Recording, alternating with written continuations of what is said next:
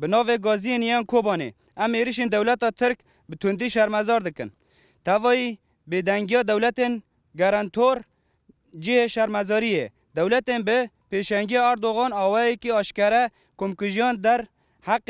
گل باکور و رجالات سوریه داده که او دخوازه وان ایریشان گل کرد قرب که او دست به گوهرتنک دموگرافیک بکن او ناخوازه گل کرد آزاد بن او ماف خواهی روا به دست بخن بره خواه دده بهانه نین قریچ جبو ایریشن اراده گل باکور رجالات سوری بکه وکه همو جهان دزانه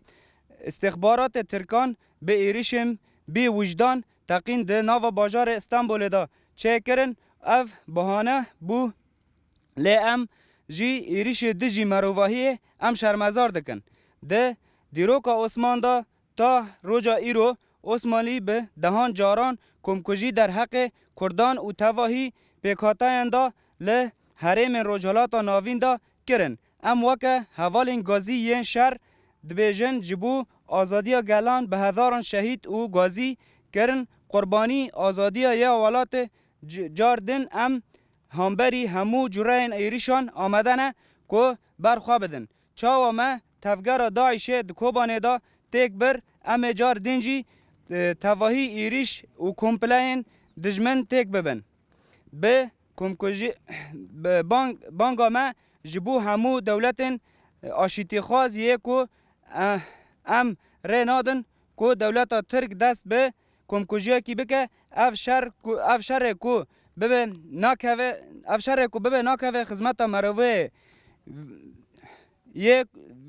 جنوبا ریل پیشبری خوانو کرنا چتاین داعشه به و جار دنجی گل راستی کچبری وره دولت انگراتور وکه امریکا و روسیا به ارکا خواه را نابن و نابن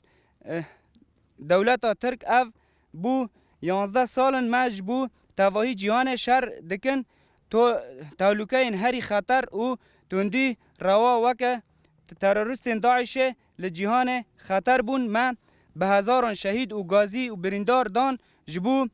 آشیتی و آرامی در باسی جهان ببه ما شر کر پیوسته تواهی جهان و دولت آشیتی خاص پارتین سوسیال و کسین آزاد را ندن دولت ترک کو جار کدین دست به ایریش هوانه بکه جهان تواهی دزانه کو آرمانجا اردوغان گل حریم قرب که او تولا چتاین داعش و گرینه جه گل باکور رجالات سوری ام دوج خاک خواه برنادن هیا یک جمعه هبه جی و برخواه بده تا کوشین آزادی سر دکوه لهانبری دجمن کردستان ام دبیجن وکه و کوبانی جه تروریستان ترکان را ببه گورستان و اف طاقت و هز جه حتی داوی بمره هیا